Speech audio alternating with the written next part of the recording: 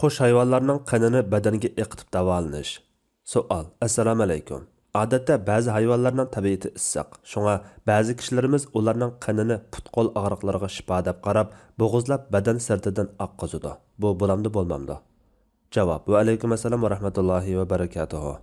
Barliq hamd sanolar Janobi Allohga bo'lsin. Durud va salomlar payg'ambarimizga, u zotning oila tavobatlariga, ashablariga va u zotga toki qiyomatgacha ergashganlarga bo'lsin.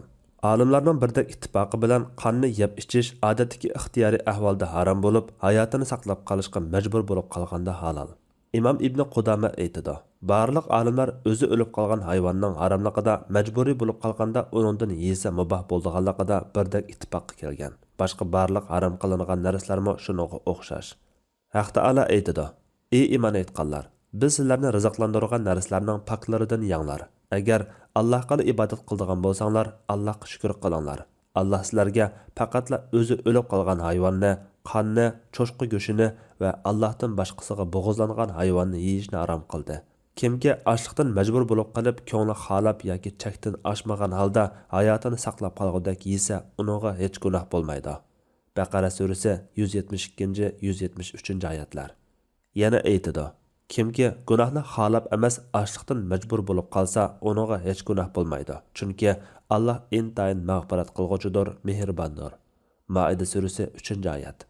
Demak, harom qilingan moddalarni iste'mol qilish zaruriyat bo'lmaganda harom. Shunga boshqalarning hayotini qutqizish uchun qon silib davolashga bo'ladi.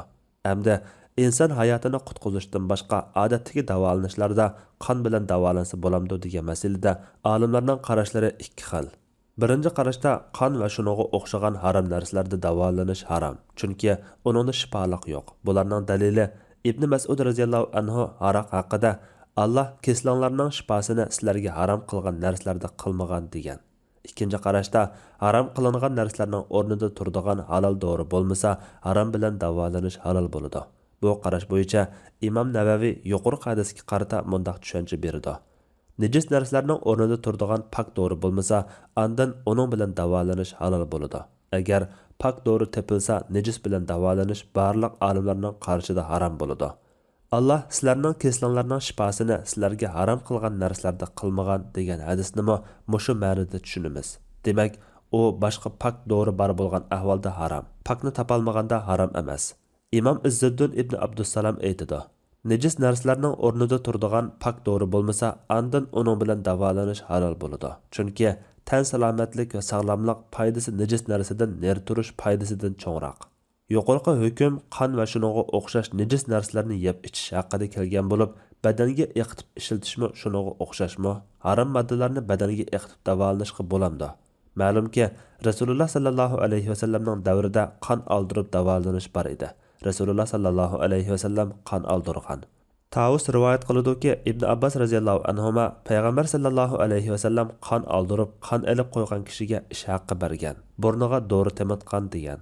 Ashu tariqada qon oldirgan ahvolda qon oldirgan kishining qon elib qo'yg'uchining badaniga yo'qib ketadi. Bunday ahvolda yuyib tozalasa bo'ladi.